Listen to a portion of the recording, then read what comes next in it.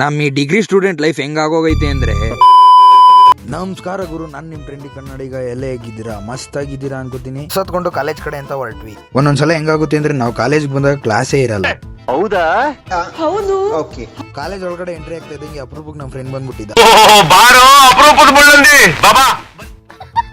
ಆಮೇಲೆ ಕ್ಲಾಸಿಗೆ ಬಂದ್ವಿ. 10 ಗಂಟೆ ಇರೋ ಕ್ಲಾಸ್ಗೆ 11 ಕ್ಲಾಸಿಗೆ ಬಂದಿದ್ವಿ. ಆದ್ರೂ ನಾವು ಕ್ಲಾಸ್ ಅಟೆಂಡ್ ಮಾಡೋದು ಅಟೆಂಡೆನ್ಸ್ ನ ಸೇವ್ ಮಾಡಕ್ಕೆ.